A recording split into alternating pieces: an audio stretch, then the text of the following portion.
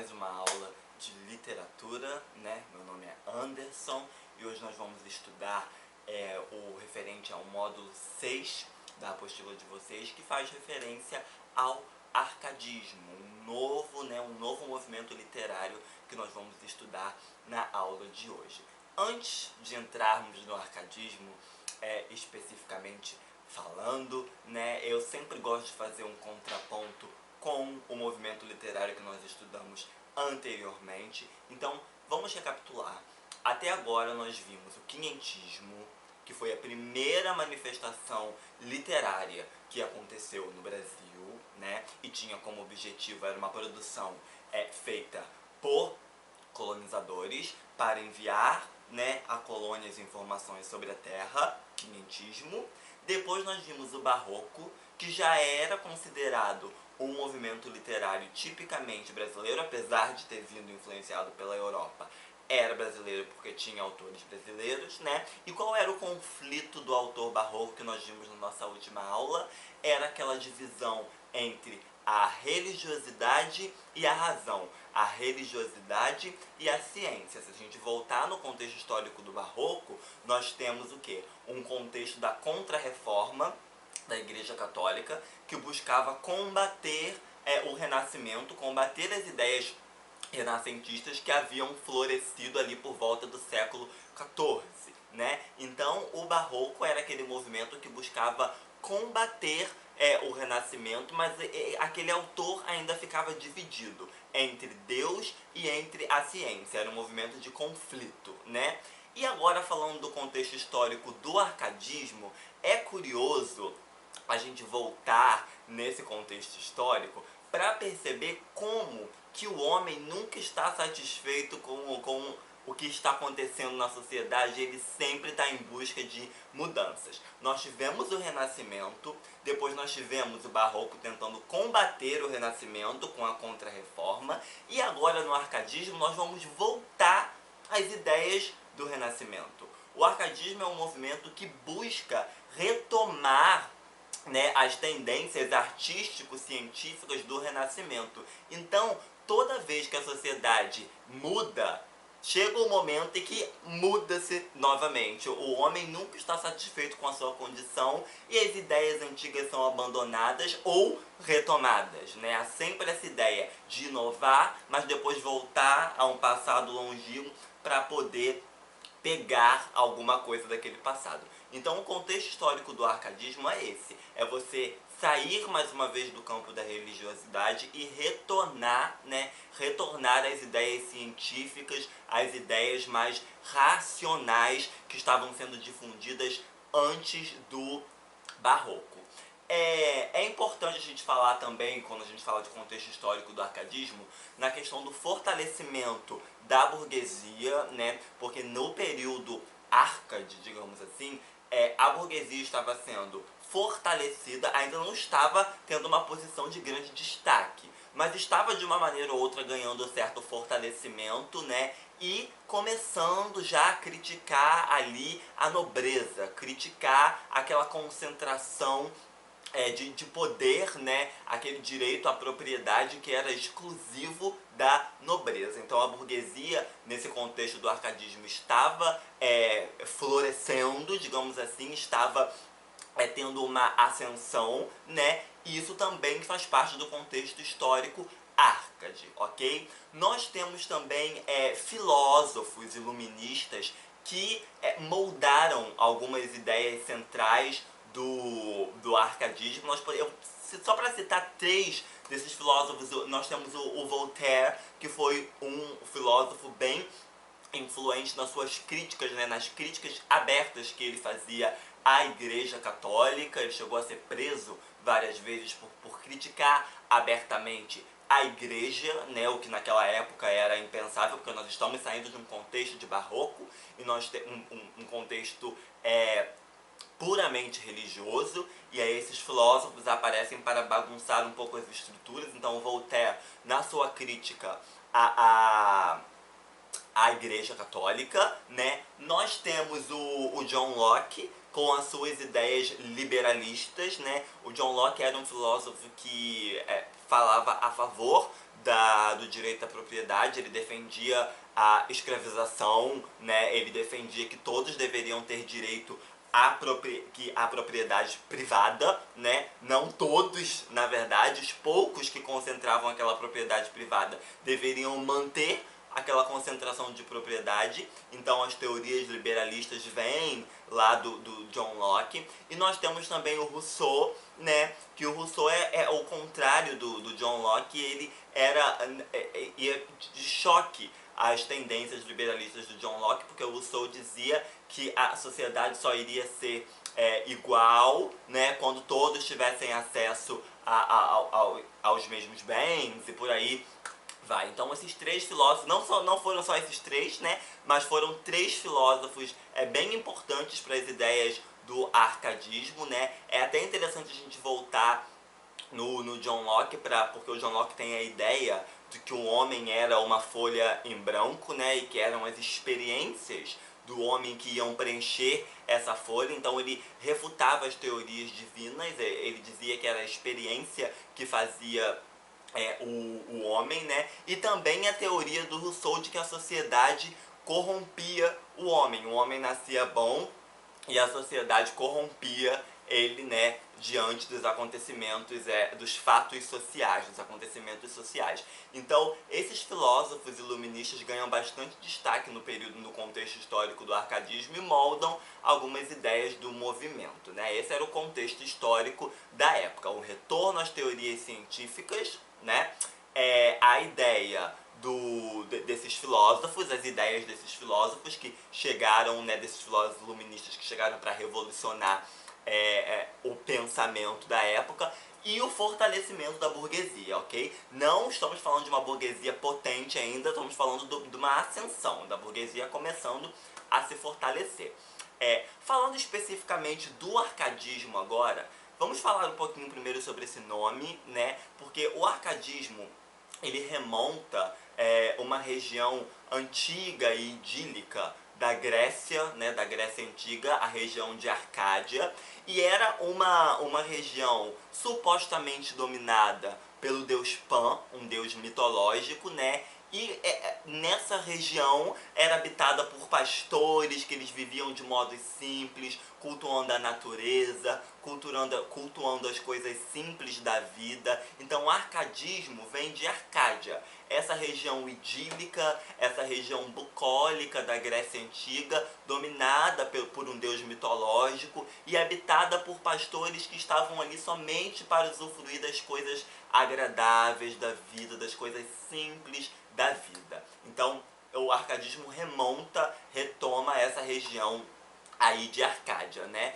E três elementos principais aparecem quando a gente fala de arcadismo, que são as questões das academias literárias que surgiam para os autores árcades defenderem as suas ideias, né? Simulação pastoral, os autores árcades geralmente, eles, para dar um pouco mais de realismo, de realidade, as suas representações, às vezes eles se vestiam com roupas de pastores do campo para poder simular essa ideia pastoral, essa ideia de simplicidade, né? E o ambiente campestre. Quando a gente fala de ambiente campestre ou de ambiente bucólico, nós estamos falando de um ambiente muito relacionado ao campo, relacionado ao verde, relacionado à mata, que traz essa ideia de sensibilidade e de preocupação com as coisas simples da vida, com as coisas do campo, e não com os ritmos frenéticos de uma sociedade que estava sendo transformada, né? Já estava se tornando uma sociedade bastante movimentada. Seguindo em frente, além de falar dessas características principais do arcadismo, agora nós vamos falar um pouco da linguagem, porque se a gente voltar para o barroco, vocês vão lembrar bem que a linguagem barroca é uma linguagem de difícil compreensão. Era uma linguagem rebuscada e o barroco era um culto à forma, a como os textos eram escritos. Então nós tínhamos textos rebuscados, uma preocupação extrema com a construção daquele texto. Eram textos de difícil entendimento até, porque era um consumo que era feito pela nobreza, né, que era literata, conseguia ler aquelas produções, tinha uma educação formal para ler aquelas produções, e era uma preocupação extrema com a forma. No arcadismo, se o tema Arcade é o tema da simplicidade, é o tema da vida simples, a linguagem Arcade também vai ser uma linguagem simples, uma linguagem que não vai ter uma preocupação com a forma, mas vai ter uma preocupação com o conteúdo, com as ideias. Então, uma grande diferença, se a gente puder fazer esse grande contraponto entre o barroco e o arcadismo nesse aspecto formal, é a gente sempre lembrar que, enquanto o barroco privilegiava tanto a forma como as ideias, o arcadismo vai privilegiar as ideias, o que eu quero te passar com esse texto, e não a maneira que eu escrevi esse texto. Por quê? Porque a burguesia estava começando ali a consumir essas obras, e essas obras precisavam estar numa linguagem que era acessada pela burguesia. Então nós vamos ter linguagem simples no arcadismo. Nós vamos ler daqui a pouco alguns poemas e perceber, né, uma grande diferença de linguagem entre o barroco e entre as produções Arcades, ok? Então nós já cobrimos aqui o contexto histórico, nós cobrimos as características centrais do arcadismo, que são a vida simples, a simulação de Arcádia, a simulação dos pastores do campo, todo esse bucolismo, né? E falamos da linguagem, que é uma linguagem simples. Agora nós vamos falar um pouquinho dos temas que eram abordados pelo arcadismo, porque eu acabei de falar que o que era mais importante era o conteúdo, ou seja, a temática e não a forma. Então, qual era a temática Arcade? Como eu já falei, sempre essa ideia de vida no campo,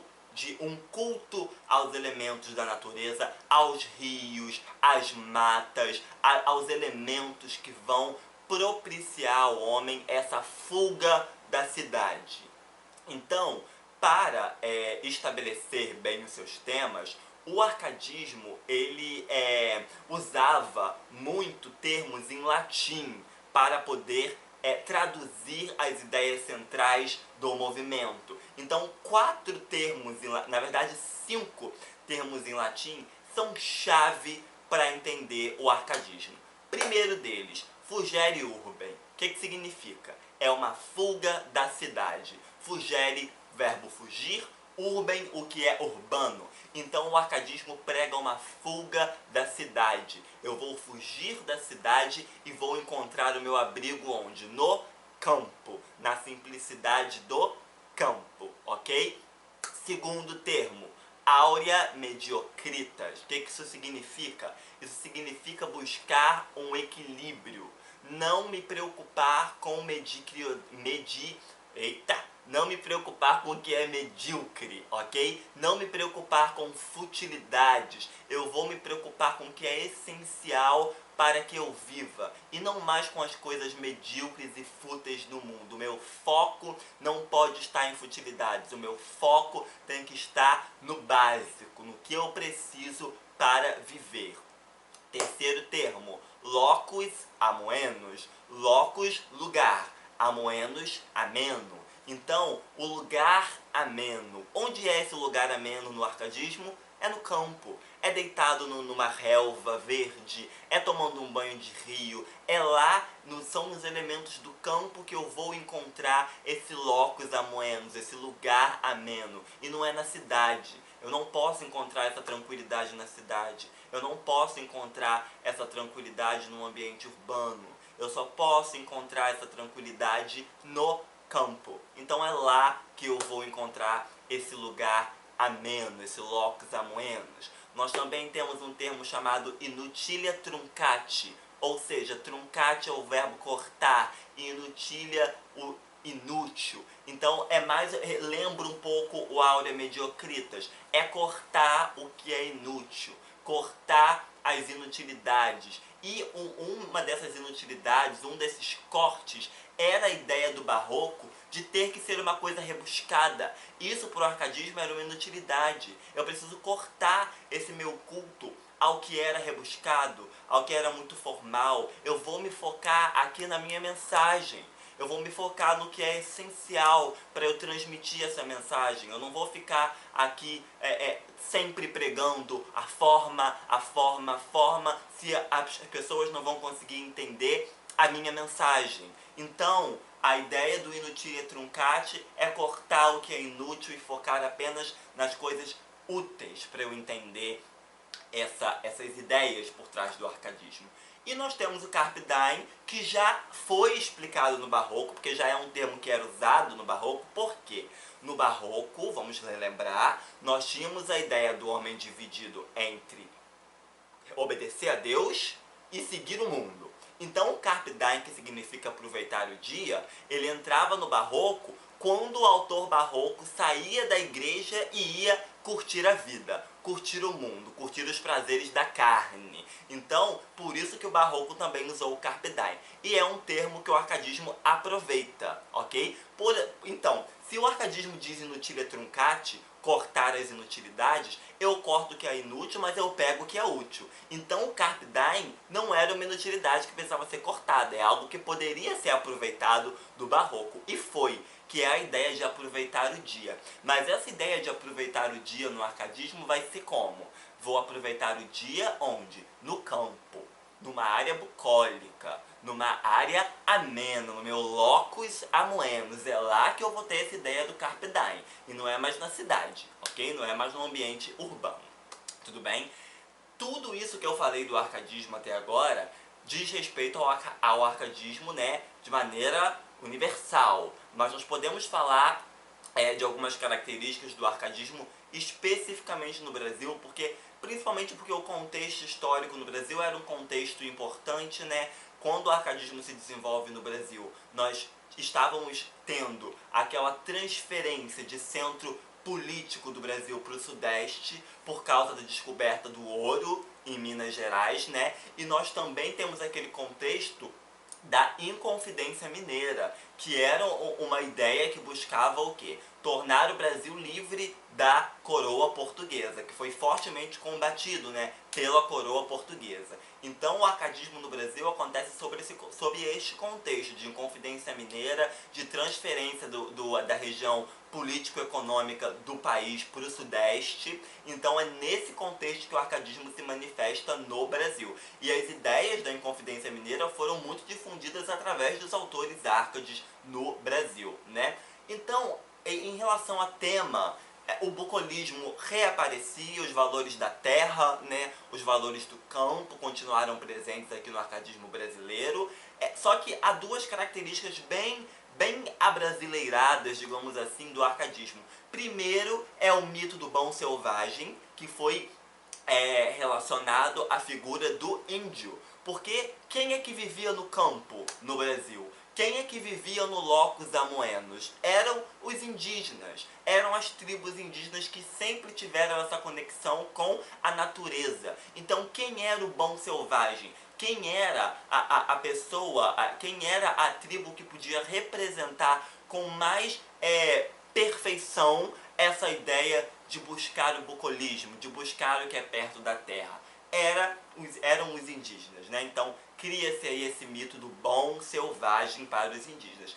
E nós tivemos também uma poesia mais satírica. Nós tivemos sátira política. O Brasil sempre vai apresentar esses termos de sátira. No barroco nós já tivemos a poesia satírica do Gregório de Matos, e agora no arcadismo vamos mais uma vez ter textos que tenham um teor satírico, porque a condição político-social do Brasil sempre se abriu para a sátira, principalmente por causa da questão da colonização. Então em todos os movimentos literários nós vamos ter essa ideia de algum autor tentando fazer alguma sátira, ok? Os principais autores que nós podemos citar no arcadismo brasileiro: Cláudio Manuel da Costa e Tomás Antônio Gonzaga, ok? Os dois foram grandes nomes do arcadismo no Brasil, e eu vou ler agora para vocês um trecho de cada um para a gente fazer uma rápida análise, ok? Do Cláudio Manuel da Costa eu vou ler uma poesia que fala sobre o amor, mas nós vamos ver a diferença desse amor árcade do amor barroco. E do Tomás Antônio Gonzaga eu vou ler um trecho satírico, ok? Então vamos começar com Cláudio Manuel da Costa, com uma poesia, um poema, na verdade, épico, né, chamado Vila Rica. E nós vamos ver esse soneto agora e analisar essas características árcades do amor em tempos de arcadismo. Vamos lá, olha só, é um soneto, vamos lá. Leia a posteridade, ó pátrio Rio, em meus versos teu nome celebrado, porque vejas uma hora despertado o sono vil do esquecimento frio. Não vês nas tuas margens o sombrio, fresco assento de um álamo copado, não vês ninfa cantar, pastar o gado, na tarde clara do calmoso estio. Turvo, banhando as pálidas areias, nas porções do riquíssimo tesouro, o vasto campo das ambições recreias. Que de teus raios o planeta louro, enriquecendo o influxo em tuas veias, quanto em chamas fecunda, brota em ouro. Vamos analisar estrofe por estrofe. Na primeira estrofe, nós temos um eu lírico que ele está declarando o propósito central do poema. Que qual é esse propósito central? É celebrar o nome do rio. Olha só. Leia a posteridade, ó pátrio Rio, em meus versos o teu nome celebrado. Então ele já deixa claro que ele está celebrando o quê? Um rio. É uma declaração de amor que ele está fazendo para uma mulher amada? Não, para um rio. É um poema de declaração para um rio. Então eu já vejo aí uma característica clássica do arcadismo, que é se declarar para elementos da natureza. Eu vou me declarar para uma árvore, eu vou me declarar para um campo, eu vou me declarar para um pasto.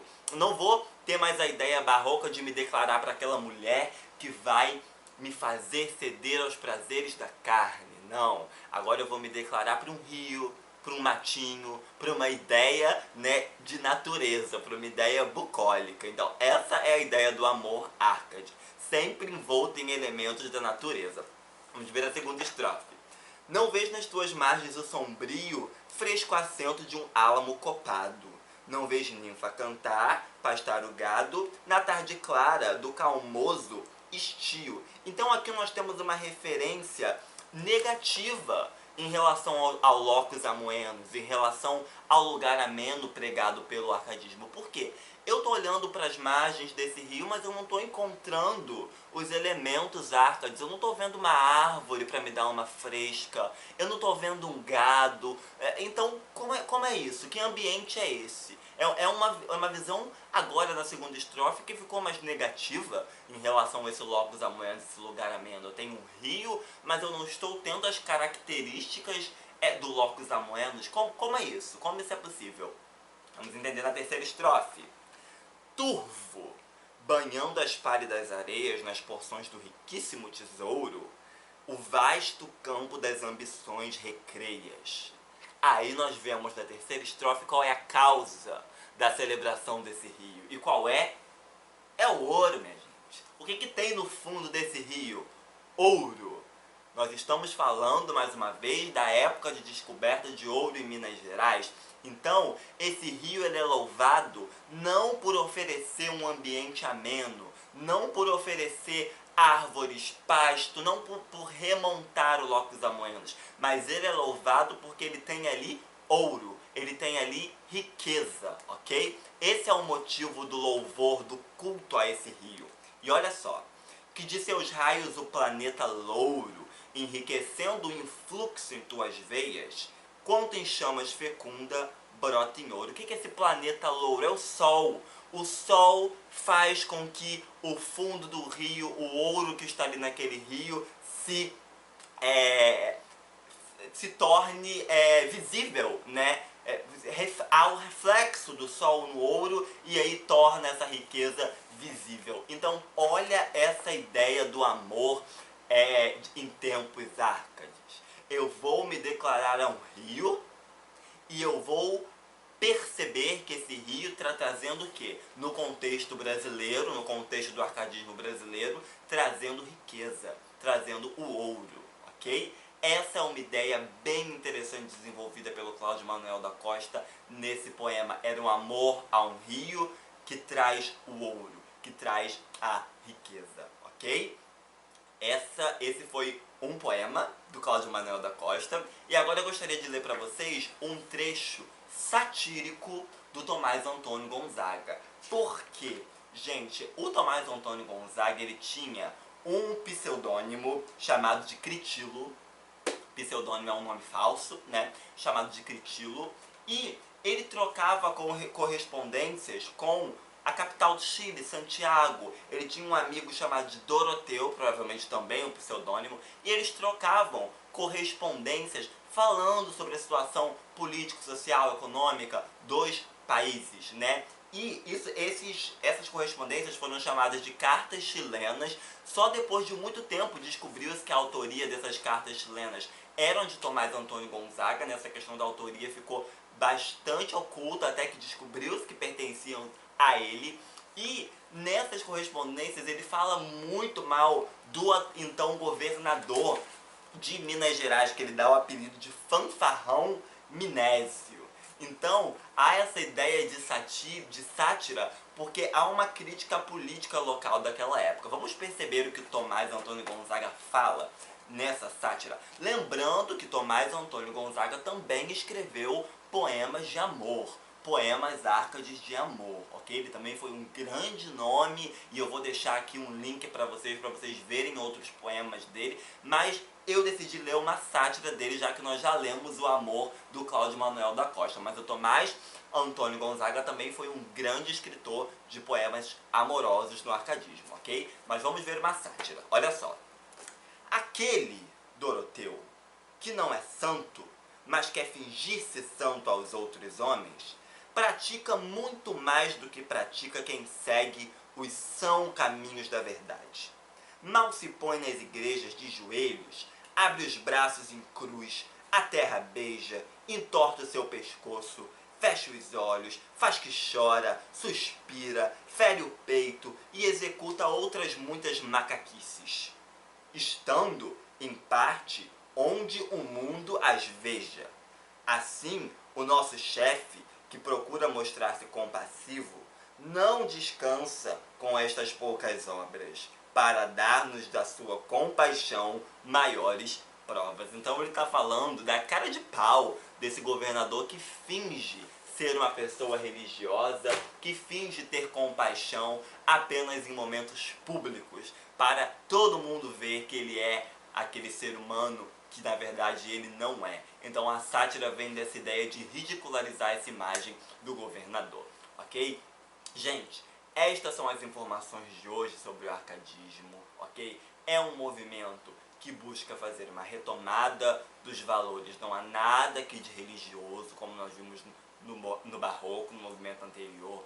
É uma retomada dos valores do Renascimento, é uma retomada às ideias racionais, e há essa ideia de sempre movimentar-se em direção ao que é bucólico, movimentar-se em direção ao campo, ao que é ameno. No Brasil, com essas características, mas também com outras diferentes, como a satírica, que nós vimos agora, a sátira política, e a ideia do indígena como esse representante, como esse bom selvagem que vive diretamente no campo, ok? Deixo aqui para vocês um link para vocês lerem poemas Árcades e perceberem mais essa ideia de amor ao campo, que não tem aqui como a gente ficar analisando muitos poemas, mas vou deixar esse link aqui para vocês. Acessem, deem uma lida, é interessante estudar sobre o arcadismo, é um movimento literário bem maneiro, bem interessante de se ler sobre, ok? Nós nos vemos na nossa próxima aula de literatura, e é isso.